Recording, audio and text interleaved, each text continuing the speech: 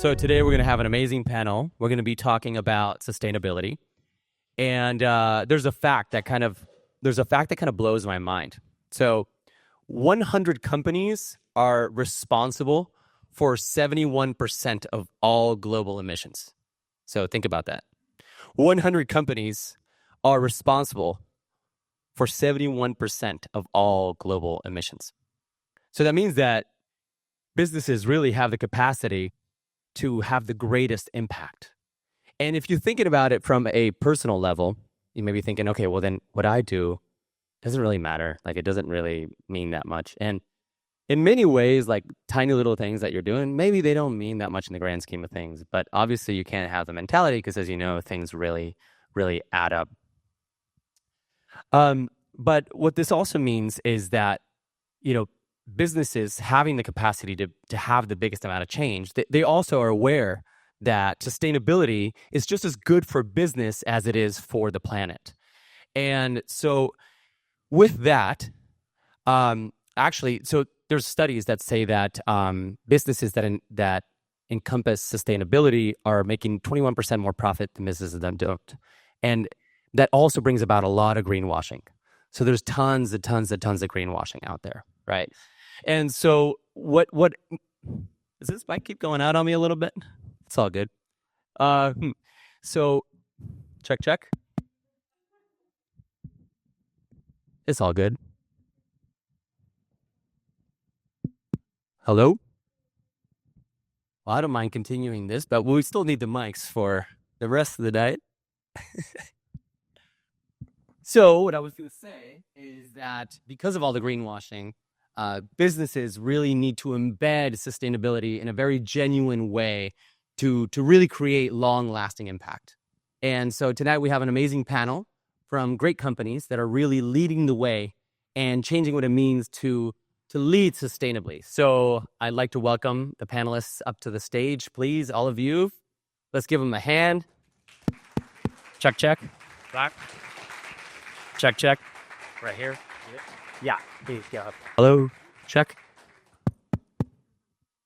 Thank you. I was told to sit here because I'm huge. No, that's not true. We've got Tony Caravano, Amy Anderson, Kris Karuna, and Patrick Marsden. Sorry, it's a little tight in there, huh? That's great. Yeah. We're all friends already. Well, we wanted to keep it sustainable and it's efficient. We wanted to keep it sustainable and do just one couch.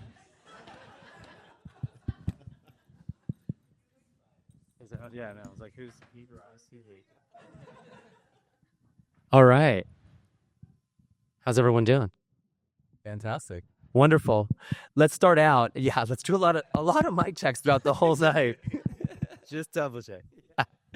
Let's quickly go through and just say your name and your position at the company that you're at, and just like 2 sentences about what your company is about.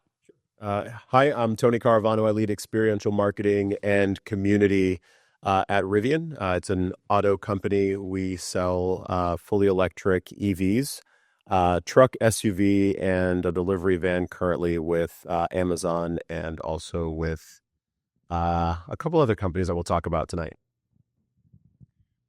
Amy Anderson, with a background in a startup with textiles and apparel sustainability, Homeboy Threads, as well as now a consultant in that space. So a sentence about Homeboy Threads. It's a processing solution for brands and companies to be able to access sustainability and circularity that also provides hope, training, and support for previously incarcerated and formerly game-involved folks. Patrick Marsden. I'm one of the owners of MaCher, and we are a certified B Corp that is focused on removing a tremendous amount of waste from the very dirty promotional products industry and doing things a little more sustainably and ethically. What's up? Kris Karuna. I'm with Avocado Green Brands. We're known for the Avocado Mattress, which is a fully sustainable, all-natural mattress, the #1 mattress, 7 years in a row, Consumer Reports. Shout out. But it's a high-performing product that also is eco-sustainable. We also have a whole home goods line, and yeah, excited to be here. Right on. Thank you so much. So the first question is for you, Tony. So Rivian is really shaping the future of EV how does its mission to sustainability affect the brand partnerships and the production that you're involved with? And production? Yeah. Yeah, so I think for us, it's been really interesting.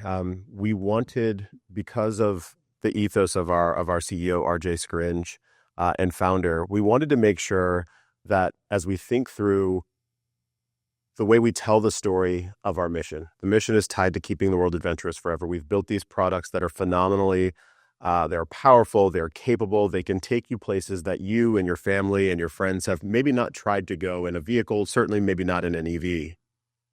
We also need to protect the spaces that we want you to explore, right? So we are placing charging locations at the footsteps at the just outside the door of national parks. Those are spaces we also want to protect. But for Rivian, we've been really slowly walking our way to telling the story of what we're doing on the sustainability front. To your point of greenwashing, we want to be really careful. We want to have really great conversations, tough conversations, and earn the right to have those tough conversations with our customer base. And hopefully we'll talk a little bit about the evolution of that customer and what they're interested in on this particular topic. But for Rivian particularly, I'd say in the last year, I think we've made the most strides. We produced our sustainability report with a goal of being exceptionally transparent. We are talking about the areas where we are not the greatest yet. We are talking about the gains that we need to make in production. We have just released our second generation vehicles. So the first generation vehicles came out in 22. This year, we released the second generation of the truck and the SUV. And we've cut carbon emissions by 15% in those vehicles, which is a really conscious effort that comes from the full, complete line of the business. So this is all the way through to the ownership experience. Those are really key ways for us to have this conversation, to earn the right to be a part of the discussion with other companies that have been around and doing it for a while because we're so new. That's amazing, Tony. I love that. Amy, for you, so with Homeboy Threads, social impact is really embedded into its mission, right? So how does your vision of sustainability extend beyond the environmental goals and really into the social impact, and how are those two really mesh together? Yeah, I think too often we kind of think of things or can think of things in operating in islands or separate, but especially in the environmental space, social is always intertwined, and there's so much intersectional impact there. So for Homeboy specifically, we were looking at different opportunities of how to expand our green impact, how to center marginalized folks in sustainable solutions, in eco-friendly solutions that would benefit everyone in their communities. So Homeboy Threads came out of that need for apparel specifically, and one of our partners at the time, Guess, was really interested in addressing their circularity and sustainability, and so naturally we were able to tie the two together and really create job training as well as that exposure to this environmental expansive problem, and being able to bring a lot of visibility and engagement to it. Amy, would you mind telling us what circularity is? Some of us may not know exactly what that means. Yes, thank you. Circularity, especially in the fashion and textile industry, is being able to consider your inputs and outputs being in an entire ecosystem to really close the loop, instead of thinking of things as being produced, being used, and being thrown away. It's how do we really make things cyclical? That way, because there is no away. There is no everything needs to be able to be built better to be more circular in that model. Wonderful. Kris, with Avocado Green Mattress. So originally, it started with just mattresses, and now it's expanded into home goods. I mean, you guys really making everything and designing all kinds of things. So how does sustainability go beyond just the materials and also into design? Is design taken into account when you're thinking about sustainability of all of your furniture and all the things that you guys make? Yeah, it's a great question. I mean, one of the things that I think a lot of the folks up here who work with consumer products is that you really have to think about, it does start with the materials, and it does start with the origin of the materials. And I'm going to get to design in a second, but one of the most important things was realizing as a company, if anybody has a sustainable business here, which I assume we are all interested in this space, knowing where the source of your materials And knowing, in other words, for our business, we actually had to be a part and ownership of where our materials come from. In other words, all of our products, we use natural rubber, latex, wool, and cotton from India. And we realized we had to actually be a part of the farms that they were coming from. We are owners in those co-ops and collectives. The reason I bring that up is because it really has to, like, in order to put our accreditation, our stamps on that this is truly the source it comes from, we have to have a relationship from where those materials come from. So that's the origin that the source of where that all comes from. All of our wood shop, which is FSC certified wood, we know where the materials come from. Yeah. And from there, then we think through, how do we design this in such a way that reduces waste, that increases circularity? A lot of for instance, our wood shop, a lot of the excess wood we put into other products like coffee tables and side tables. We just launched cutting boards for the holidays, by the way, if you're looking for they're beautiful cutting boards. But why? Because we have all this beautiful excess wood that we are a zero waste factory. We produce it here in Orange County, so all those materials come here, and that's a huge part of the conversation. How can we waste less and produce more high quality products that are sustainable, that are almost like heirloom pieces? Some of our interchangeable. Last piece was like our city bed, which is our bed frame that doesn't use any tools to put it all together. That whole is made with full wood. So people are used to like particle board and those types of things. They see it and they're like, oh yeah, that's shipped. And when they pick it up, they're like, no, this thing is solid. It will last for not just for your use, but for the next person you pass it on to. So that goes back to the design. How well it's built. Right. Is it built to last? Yeah, Kris, and I think of it when you tell me all of this stuff, I think of so one of our sponsors today is Go Global Agency, our marketing agency, and we work with a lot of purpose-driven and mission-driven brands to help tell that story. And you're telling me this, and I'm like, there's so much storytelling here, right? So do you get to tell that story? Do you share it in specific ways with your customers? Is there something around that storytelling? I mean, it's a great story. I think all these folks here, yourself, MaCher tells great stories. You guys are telling, everybody's telling the stories is what really matters as well. There's a lot of great products out there. And I love the fact that you started off with music, because I mean, that's storytelling. People are opening their hearts and they're connecting with your brand through those stories. They're not just buying a product at the end of the day. Everybody's making a choice. They're voting with their dollars, of course. And where they're voting for is like, I love your story, the origin stories, the material story, like all of it brings the humanity back to the business at the end of the day. That kind of says like, there are human beings behind this business. It's not as entity that does it. Is not, it's grounded. There's real stories behind every one of those companies. So it's easy to forget that. I love that. So Patrick told me how to pronounce MaCher like 4 times before we started, and I think I'm still getting it wrong. Give it to me, Patrick. What is it? No, you got it right. MaCher? Perfect. Okay, yeah, okay, great. So MaCher is transforming what's traditionally an incredibly wasteful industry, right? So promotional products, what I think of is, you go to a trade show and there's tons of swag, and usually you get all this swag, and a lot of the times the quality is just crap, right? And then you end up tossing it, or you don't using it, and you stop using it, right? So MaCher is really revolutionizing that. So when it comes to the sustainable mission, does that influence the way that you work with clients on product selection? Is it just using certain materials, or is it having conversations about how those materials are also going to be used afterwards? Lovely question, thank you. And also thank you to Colin and Nikki for some wonderful music. I'm always so impressed by people who can sing, so well done. Really, and right. Thank you again for the question. The answer is yes. I think, how many people here are running or starting or working in a sustainable company right now, just to get a sense of what okay, a little bit. Don't be shy. Okay. The most sustainable thing you can do is strategic thinking. So in my industry, we are driven by products, swag, the landfill. And what we discovered as MaCher is that inefficiency is opportunity. Things that are costing a brand money that are immediately thrown away by their company is a waste of money. And so it's very easy to go to them and say, I think your ROI is very poor on this. Do you know what it is? And most of the time they say, I haven't the faintest idea, but we've always done it, so we should keep doing it. And that's a very easy argument to dispel.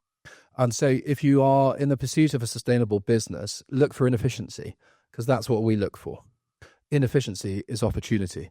And it's very, very likely that there is a sustainable alternative that will provide a better answer. And so I've now forgotten the question.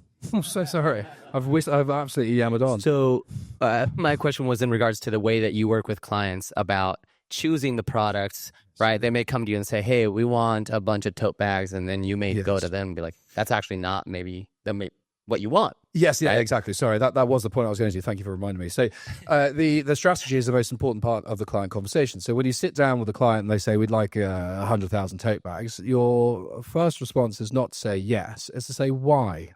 What is the purpose of these? What is your goal in giving them out? Who are you giving them to? What is that message that you're trying to get across? What are you trying to get the consumer you're providing this product to do? And that is the most valuable and sustainable conversation you can have. Because chances are you don't need to give out 100,000 tote bags. Chances are you need to create 2,000 things for a very focused group of people that are actually going to create revenue for your business. And so the most sustainable thing you can do is that first step of strategic thinking. Why are we doing this? What's the end goal? What's the money I'm investing in this and why? And am I getting the maximum ROI off that product creation? So the product is actually the very, very last bit of what we do. The strategy is 95% of it, and the last 5% is the product bit. And that's a very fun bit when you can now go to your team with a very clearly laid out brief saying, this is a company that has this problem. This is how we're solving their problem with a physical product. And now we need to design some physical products that actually solve this issue. And those fewer physical products we'll make need to be made from ethically sourced and sustainable material, and it needs to be on budget. And so hopefully that's a... Thank you for that answer. incredibly thorough answer. That was wonderful. What's up, guys? I hope you're enjoying the show. If you love the show, please share with a homie. It would mean the world to me. Also want to let you know that you can check out sebastiannam.com for more resources like this, and also www.goglobal.agency, a digital marketing agency that's end-to-end, helping purpose-driven and mission-driven brands scale their impact. Again, that's goglobal.agency or sebastiannam.com. Please hit me up straight up on Instagram, DM me, ask me questions. I'd love to connect with you and see what you thought about this episode or other episodes and what you want to hear more of. Much love. How's the couch going, by the way? Very comfortable. Yeah. Cozy. Yeah. You guys, we need to get... I also like when he says the name of his company better than when you say. Yeah, that makes sense. I wanted to put that out there. Thanks, Tony. Just so you know. Appreciate it. Kris, back to you. So now we're going to talk a little bit more about challenges, right? We've kind of defined mission and what you all stand for. So let's talk a little bit about the challenges that are involved when it comes to scaling sustainably. So as Avocado started to scale, and you want to maintain supply chain transparency, right? Are there areas where Avocado has had to adapt and change things around in order to stay true to its mission, even though perhaps you had this potential growth, but you just couldn't do it in order to keep true to your mission?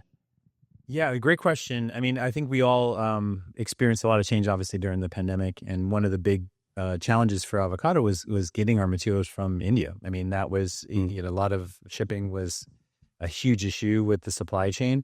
So we actually had to go out and find more latex, rubber, and cotton and wool. And we found some great sources in Guatemala. We toured farms and really found places that we could put our name behind. And I think there's a lot said about all the certifications. And if you go any of the sites and people that are really valuing it, or B Corps, as we're a B Corp, it's like a logo salad, right? And I don't even know all. Sometimes I have there are so many logos on the Avocado website, and I'll QR code it. It's hard to keep up with them, but I will say that they do matter to the extent that they're verifying that we're actually walking the walk.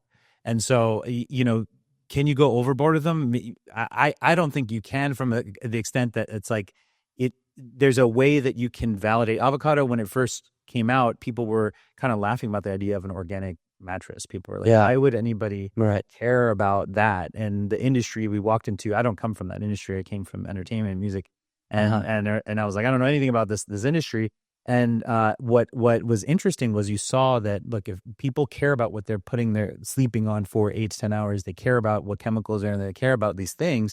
And the whole industry started to shift around to now there's other competitors, and that's a good thing at the end of the day. where people are emulating this idea of transparency. And one of the first, you could call it a mistake, but one of the first things I think we did with the founding group was that we actually put a list of ingredients that were in our mattress, but then we also put them in for our competitors, which then our lawyers are like, you can't do that. You have to just stick to it, which we learned quickly. But I think the point is that we knew that there was an education gap on a lot of people that didn't know what was in that product. So being transparent about it was modeling the type of behavior to say, hey, go educate yourself about what is it, where does this come from and where does it go to? And every subsequent generation is asking that very important question. What happens to this thing? So we have to be able to answer that as businesses to really, show that value. Yeah, bounced around a lot. I don't know if I answered your question, but that was great. You did. Thank you. So Tony, back to you. So similarly, when it comes to sourcing for Rivian, essentially the material sourcing has got to be this huge thing, right? So there's probably some trade-offs at some point that happen between the mission of sustainability and then sourcing enough of the right materials to keep scaling, right? So is there a trade-off there? Sure. I think it's just an evolution over time, right? So we know that we want to be responsible here. We want to hold ourselves accountable when it comes to sourcing, but you also have to grow the business. You have to be believable as a business so that you have more leverage when you source. So you'll see improved sourcing from generation 1 of the product to generation 2. We'll have a smaller SUV launch in 2026 that will also benefit from a growing business, more vehicles on the road, and suppliers believing that we are going to be that we are a viable business. In addition to that, it's also a conscious choice what you put into the vehicle. Mm-hmm. So, a moment ago I mentioned that we reduced our carbon footprint in these vehicles by 15%. A lot of that is based on reducing mass. So what recyclable materials can we substitute? To do that takes time. You're going to slow down. You could get to market much faster if you don't take a few extra steps, researching, understanding compatibility, rethinking design, an entire design of aspects of the vehicle, and compatibility with the existing vehicle, because it also has to move its way all the way through to service. So it isn't just giving you the vehicle, but we have to be able to service it, take care of it, and also have the supplies for that as well. So for us, we have to close that entire loop. So it takes thoughtfulness from the beginning with the supplier, which actually starts with the design process. So you said service there, and I kind of thought about something and sort of learned a while back that service is kind of where the money is at a lot of the times, right? So is there something behind the mission when it comes to sustainable and transparency where it's like, we don't really want you back here in the service shop all the time? That's not really what we're trying to do. Yeah, of course not. Right. We, the point of these vehicles is to really get you out and trying new things and doing new things, and also just doing the things that you have to, getting your family to school and getting yourself to work, getting to the gym, going to the beach. So we don't want to see your vehicle back unless we have to. So what we've thought about is, and we're a direct to consumer company. So it is a little bit different where service lives in-house with Rivian as well. Right. So instead, we've thought about ways to change the dynamic of how you engage with service. What can we push as an over-the-air update, like one that you would take to your cell phone? What can we solve by sending someone out with mobile service? That allows us actually to have a smaller physical footprint, right? Which again, in this large conversation about sustainability, the smaller our actual footprint, the better. And it allows us to be more nimble as well. Then it allows us to move into smaller physical spaces when we have to for service. Awesome. I love that. Amy, with your experience at Homeboy Threads, what were the biggest challenges that you experienced when you were looking to scale, and how did you overcome those? Sure. For Threads specifically, the marketplace for apparel circularity and recycling is very developing. So it was constantly it was a very volatile space to be in. That I think was most challenging. So as there's more and more need and more brands starting to wanting to participate in this and get involved, which was awesome, and we were growing in that way. The markets were so volatile, as well as then all of the developing technologies and specifications. And we're working with, for example, recyclers. They have a spec pack, and then next time we call up with saying we've hit, their minimum to send of that specific fiber type, then they'll say, oh, now it's something a little bit different that then we would have to rework into or eat costs on by that demand. So that volatility is definitely a challenge. At the same time, it is exciting because it's growth. So you love volatility. Something like that. That's right. That's how you can grow. That's right. Yeah. That's you're forced to be flexible and you're forced to grow and change things up. Did you find yourself having to completely just change strategies or be like, oh, we're not going to be using this material. We're not going to be using this. There's definitely a lot of pivoting happening. Also specifically with the different brands that we're working with, they all had different custom solutions or custom needs depending on what their specific environmental goals were. And what they're wanting to maximize. So a lot of that also then looked like trying out something for the first time or doing a post-consumer collection event. And so we were nimble in how we were trying to help these brands access circularity and sustainability and then share all of that information back so that the brands can make it better informed decisions.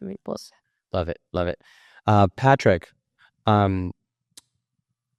when I think about promotional items, one of the first things that I feel like most businesses would think about a lot of the time too is scale and affordability. So where's that trade-off between sustainable products, sustainable materials, and cost effectiveness? Are you able to, marry those two together somehow? Because I think that a lot of the times sort of the common thinking is that if it's sustainable, if it's organic, if it's like good, it's expensive, right? So is there something that you guys figured out in that sense? You're on fire with these questions. Wonderful stuff. Thank you. Great question. The answer is yes. Because you're a sustainable company is not an excuse not to be competitive in the marketplace. Capitalism will sink you unless your offering is superior to what else is available to that person in the marketplace. Rivians are spectacularly sexy vehicles, and I don't think they're just being bought because they're sustainable. They're being bought because they're fantastic, and same, I haven't laid on an avocado mattress, but I'm sure it's absolutely spectacular. That's why. Yeah, and I'm sure your recycled fabrics are wonderful. So to get to your answer, yes, it requires creativity. And if you'll allow me the indulgence, I'll give you an example. We do a lot of work for cruise lines. Go back to my inefficiency is opportunity comment. And we were doing some projects for cruise lines, and on the ship, on a brand that gives you everything for free because you pay a steep ticket price to get on, they were giving away lots of single-use plastic bottles to their guests for free because that's how you get water when you're hot in the Caribbean on a cruise ship. And we spoke to their sustainability team about this, and we said, you should probably stop using single-use plastic bottles. And they said, what a wonderful idea, and then did absolutely nothing about it. Right.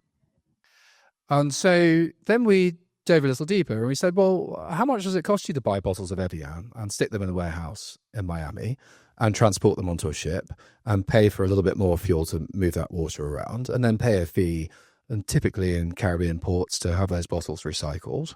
And what's that cost? And that cost was, let's say, X dollars. And then we modeled out, what if we were to put onboard water filtration machines that are customer facing, and we'll give every guest a stainless steel bottle that they can take home if they want, but if they don't, we'll design it to be washable or reusable. And we modeled out the cost of that. And did you know they'd save $5 million if they did that? And guess what? 3 months later, there were no more single-use plastic bottles on the ship. Right. So sustainability so give a hand for that. Yeah. Absolutely. So sustainability is not ever an excuse for being inefficient yourself. You have to be creative. You have to find the business model where it makes sense and where it is better for either your customer or, in my case, the businesses that are my customers, to make a sustainable choice. They will make the choice because it is the better business decision, which happens to be sustainable. And that took me a long time to work out. I kept being idealistic and I kept losing. And then I became a capitalist who was secretly idealistic. And then I started winning. And that is my biggest piece of advice, there must be a viable business case. And hopefully there is a very, very good sustainable outcome. If you can do that, then that's really what I think many of us all in this room are looking for.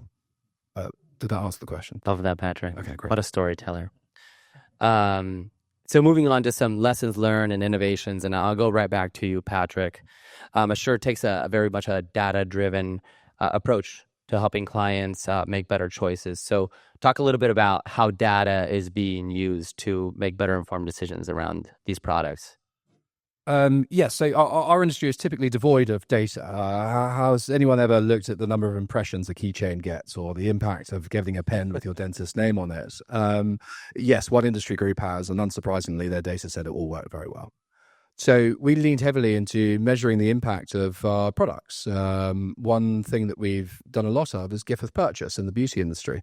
Get $200 worth of makeup and you get a free bag. And we know how much that bag costs. And the psychology of why is it that we make such irrational choices at point of sale to get these things that we know are fundamentally not very expensive, but will drive us to spend an extra $150 on makeup that we don't need, is very interesting. You know, humans are very odd creatures. And when you begin to understand how odd, it's fascinating. And it's fascinating how easy it is to kind of tap into that and understand how it is that products can move human behavior. And once again, I've forgotten the question. Why was I rabbiting on about this? Oh, data. Yes. So we use a lot of data. Thank you. God, this is wonderful. So we use a huge amount of data and academic research to help drive that design conversation we talked about earlier. Why are you making this thing? We can help you make the most effective thing to make that decision. I'm going to stop after this last piece. One bit that I love, it's called timber box theory, wonderful piece of academic research. If you put wine in a wooden box, customer perception of value of that wine doubles. Humans are simple creatures. Thank you.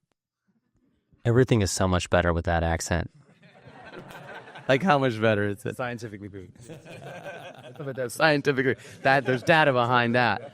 Put everything in a wooden box. Stick it double value. Yeah, I love it. So, Tony, you're very close to Rivian's experiential marketing. Yeah, and so it's a very unique approach to really connect with the end consumer.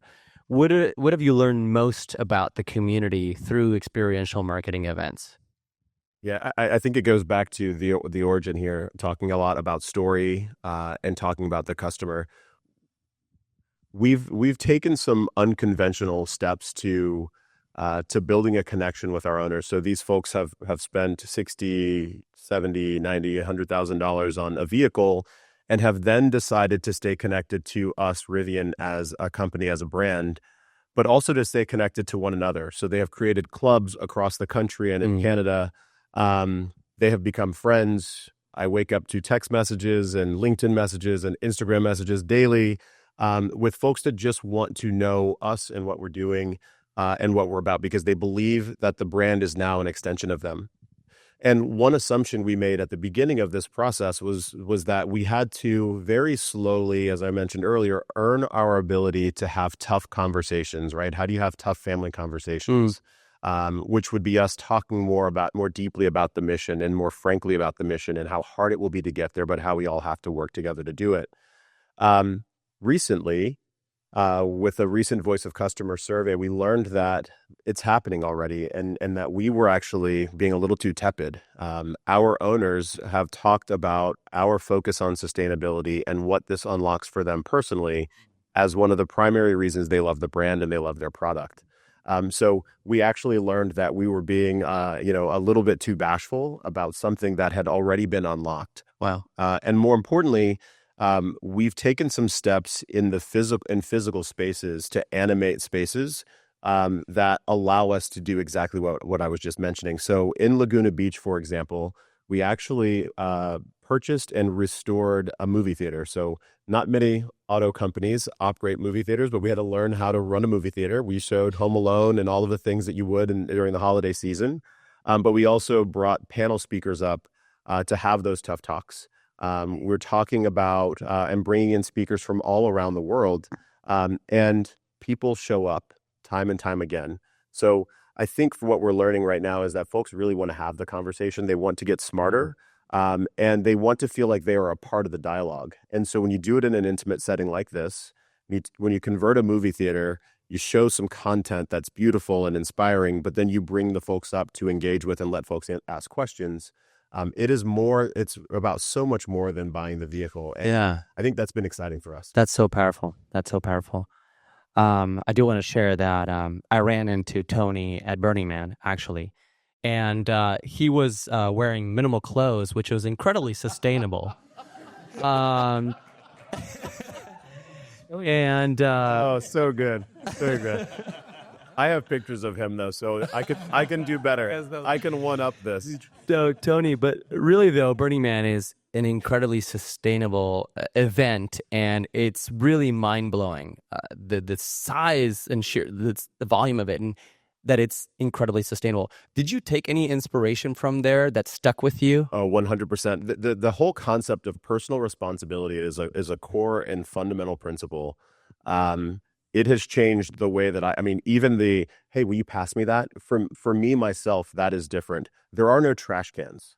If you want a free drink at someone's party, you need to bring your own cup.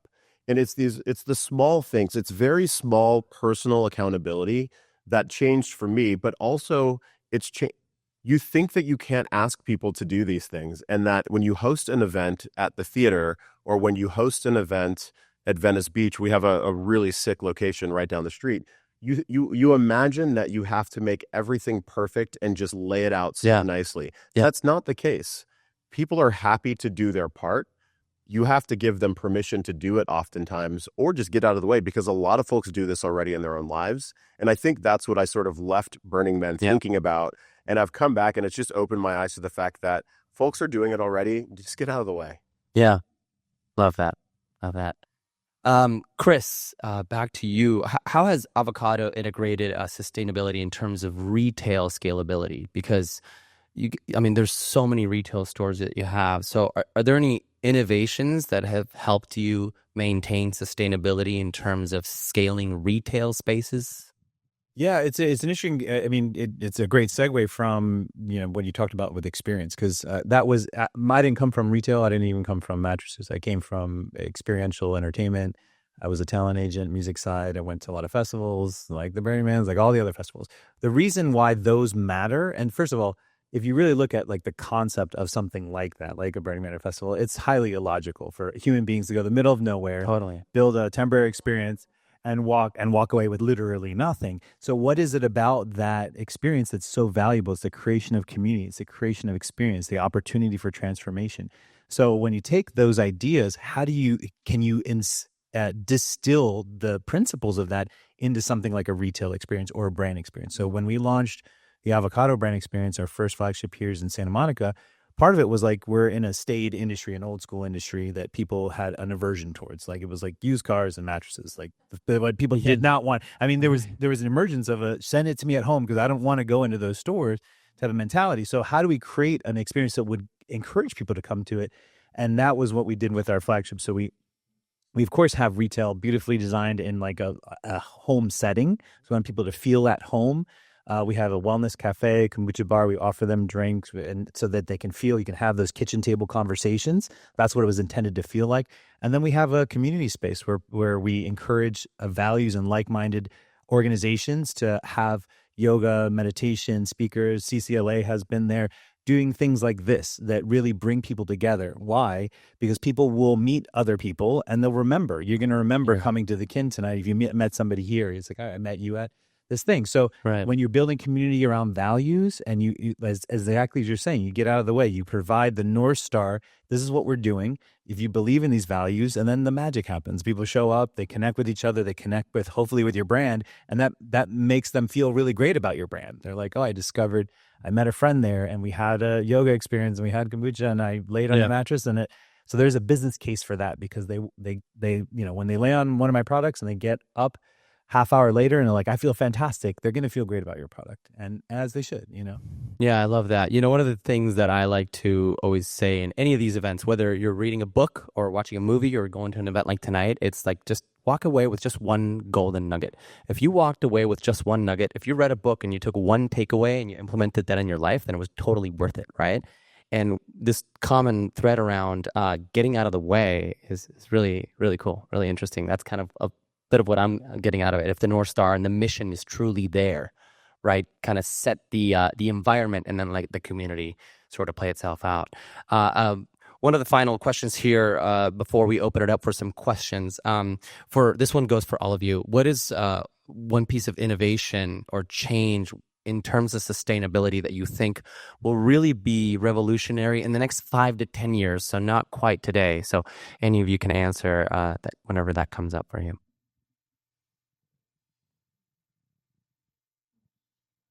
Oh, yeah. I stumped all 4 of you. That's what I wanted to do tonight. Yeah, within sustainability, I mean, perhaps it's some way connected to AI or production or whatever it may be that you really think will revolutionize sustainability within your industry in the next 5 to 10 years. We'll take a pass at this. I think it's really going to be about education. There's so much information. How do we actually connect the customer that is curious to the easiest, most accurate information? So you mentioned AI. That is a way.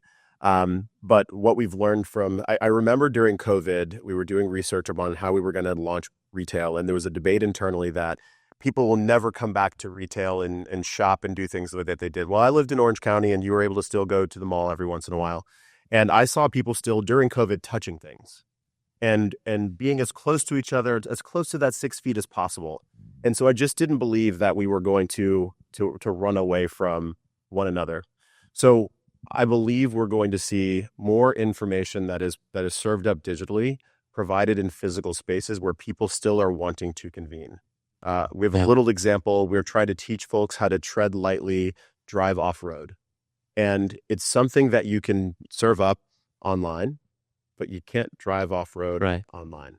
So I think we're going to see a marriage of information and education with in-person experiences that allow people to then go off and do it on their own in their free time, but do it the right way, preserve the environment. So for us, that is one of the areas we hope to see really scale. Love that. I would agree with education piece. That was a huge component with Threads specifically, is just people being aware of the impact and the trickle down of everything. Everyone wears apparel. Everyone touches apparel every day. And so understanding that there's a really big public learning curve that needs to happen, and understanding where your clothes next step is going to go. Also, what even is compromised of everything you put on your body every day, as people, sleeping every day on an organic mattress has a lot of benefits. So do the clothes you're living and breathing in every day. And then those outlets and how they can be able to contribute to a holistic ecosystem. So that married with technology both in sortation for being able to actually land those garments with the right outputs and the right recyclers and reusability, as well as then technology in being able to build new systems to actually break down or process different types of textiles and apparels. There's a lot of limitations right now. And then there's a lot of really exciting tech companies that are addressing really big problems, and especially poly-based, plastic-based, to be able to shift away from virgin sourcing, that I think will be really powerful moving forward with those two. Thank you, Amy. Thank you. That's very interesting. Let's hear more about that. On my side, I suppose I'm incredibly optimistic about the future. I think it's incredibly bright. I think the sustainability conversation will move from being one that's mostly had kind of to be very US-centric on the coastal elites, and be one where the entire country is involved, as the events of Florida, the weather in Florida recently, what happened in Valencia yesterday in Spain, as these cataclysmic climate events will hopefully move the conversation from being quite politicized, where it is right now, to being one of, my God, we have something that we all have in common here, which is the weather, and we should probably face this together. And I'm very optimistic that the nature of the conversation over the next 5 to 10 years will change. Capitalism has lifted us from a 72% extreme poverty rate in 1950 to now just being under 10%. And I hope that same capitalist force and the education that's come with it will allow this generation that's coming up to say enough, and it's time to address this sustainable issue head on, collectively, not divisively. Thank you, MaCher. Yeah, I mean, all these things, and then, transparency in terms of that now technology is going to allow us to know where all the pieces come from and where, as I was saying, where they come from, where does it go to, and really closing those loops. So that it's great, it's amazing to see that now we can start tracking those things. Yeah. It's incredible. And also moving from sustainability to regeneration, which is obviously of the moment. And if people are interested in diving more into like, what are we doing from a regenerative standpoint, and how can your businesses not only be sustainable, how can they help our planet get back into a healthy balance? And so I think these are all extremely important, and they're all complementary. But I think that's another movement we'll see a lot of that. Absolutely. I mean, we've grown up without having any idea. We still mostly don't have any idea where anything really, truly comes from. So that's going to be huge. So before we open it up for a few questions here, if you just have to give one piece of advice for someone out here in the audience who is thinking about sustainability for their business or looking to scale sustainably without it necessarily having to have a relation to your specific business, but just a mindset or a tip that you would give someone out here that's looking to, how can I truly scale sustainably? Yeah, I think I'd say it really trust your customer wants to be a part of not just being a part of your product, but they want to be a part of growing your business and a part of your mission. So trusting your customer unlocks a legion of humans that will help you do it faster. And that will also put a finer point on where you need to get better educated or where they need to be better educated. That for us has been a tremendous unlock. And again, it came from part of that data conversation we had earlier today. Love that. Trust your customer.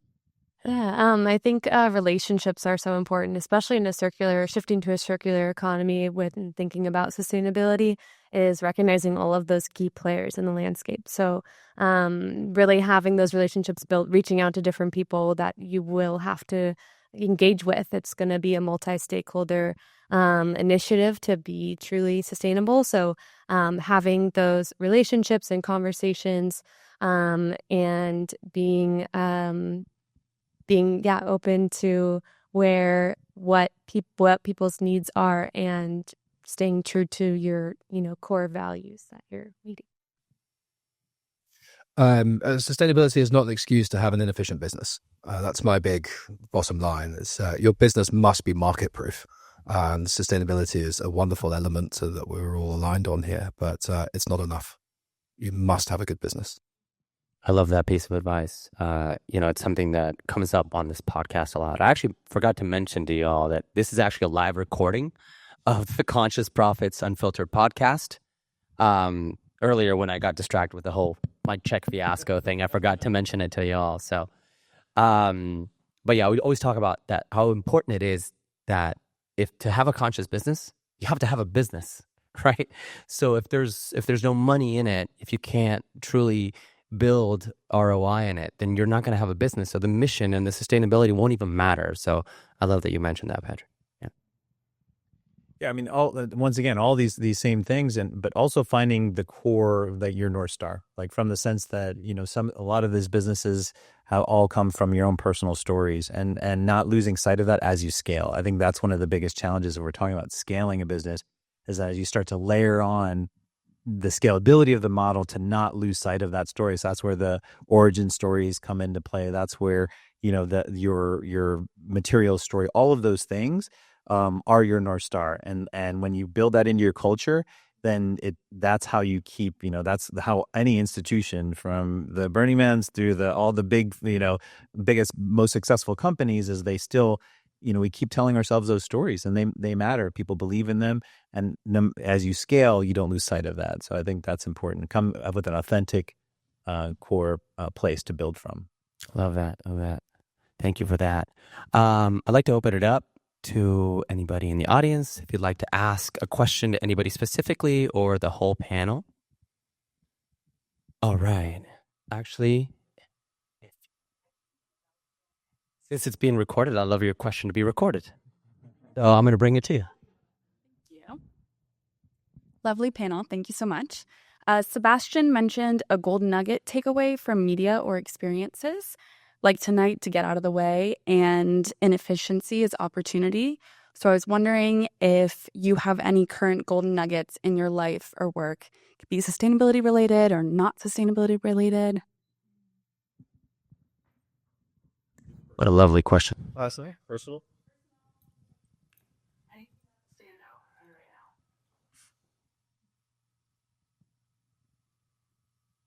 I attended a panel on accident in Austin last week, and On accident? it was phenomenal. Yeah, I was meeting someone for coffee, and he bamboozled me and said, "Oh, but also come sit down at this panel." He was moderating, and he was one of the greatest moderators I've ever seen. And the conversation was about the city of Austin and how it's evolved and changed. But one of the panelists talked a lot about preserving time and space for yourself, even in spaces where you know everyone, even in spaces where you are connected to lots of people or you have lots of obligation. And I've spent a lot of time since then thinking about meaningfully preserving time and creating space, even if you live in a densely populated area. He talked a lot about how you can magically do this for yourself. And I've held on to that. The fact that I can remember it without looking at the note means it made an impact. Pardon? It was a gentleman. He's a director of films. They made a film called it's House of Music and House of Sound. And I don't want to ruin his name, but it's one of the two. There's a producer and a director on it, and they were both the panelists. What comes to mind for me is a term that I've heard recently called holistic economy. And this, I guess, aligned with my narrative of this evening around circularity, is a concept of really shifting a narrow-minded economy, short-term focus economy with only the bottom line of economics to expand and capture what all those trickle-down economic effects are that are, at play with traditional exploitative economics, and being able to really capture that. And I think it kind of plays into narratives of building sustainable systems efficiently and being able to address and capture all of that effect, that when you really consider all of the trickle down and affecting parties of our current systems, capturing that and shifting towards more circular or more regenerative or just more human honoring systems was a really exciting term to be able to kind of capture this movement. So. Thanks so much. Again, great question. I'm surprising myself, and I'm about to quote Elvis Presley of all people, and I will get there. And it's a quote which really relates to whether you're running a business or running your life, which these days is sometimes quite similar. We have lots of things that we're balancing at the same time. We've got all sorts of people trying to get your attention, who need your time, which in my life could be my children, it could be people that I'm very lucky to work with, it could be clients, whoever it is. And we've got all sorts of things that we're all balancing. And what apparently Harvard said, this was told to me, I haven't actually fact-checked it, was when things go wrong, don't go with them. And that has been a very fun, a very useful piece of advice, where when life comes and slaps you in the face with some element of your life that is going severely wrong, is to make sure you keep all the other bits going, because that stability will really get you through that little bit that you're wobbling on right now. And I found it to be a bit of a mantra through the pandemic, and it's really been very helpful. Yeah, and just to segue on that, to not lose sense of the humanity of owning and starting a business, and realizing that this entity is supposed to serve you and others, and not the other way around. And I think that that's really helpful and healthy to have a healthy relationship. I know we all want to save the world here to a certain extent. That's why we're in sustainable businesses, but also remembering that we're human beings too. We don't have to save the world tomorrow. And likewise, my two little twin babies remind me not to take myself seriously, and just reconnecting with your humanity on a regular basis. Like these are big ideas that we're trying to tackle here, but just don't lose sight that the business is really supposed to serve us, not the other way around. Wonderful. we'll do one more question, and then we'll have plenty of time to connect with each other and afterwards whatnot. So yes, if you don't mind, we'll speak it in. Thank you so much. For whatever I guess raw materials that go into your products, are there varying levels of information about like sustainability? The factors that would make them sustainable or not, like embodied carbon and sort of, if they have to be mined, like the sort of processes that go into that. Like, is it difficult to get that information when you're trying to figure out how to build something? Thank you. It's a really good question to ask. Fantastic. There is in the industry of greenwashing, in the whole movement of shifting to better business, there's a lot of people stuck in kind of traditional practices. It's a very, very complex field to navigate, and being able to know your suppliers and really have that relationship, as well as being able to really do research on all of the different certifications that are out there. Some may be more likely to turn blind eyes, and others may have really intense certification practices. So that's my 2 cents. Yeah, I mean, I think our products are a little more simple than electronic vehicles, but like, it's like the burrito. It's like cotton, rubber, and wool. Very simple ingredients, but the authenticity and the sourcing of it is very important. I think at the onset I was saying the only way that we could really trust the source of the materials was taking ownership over that.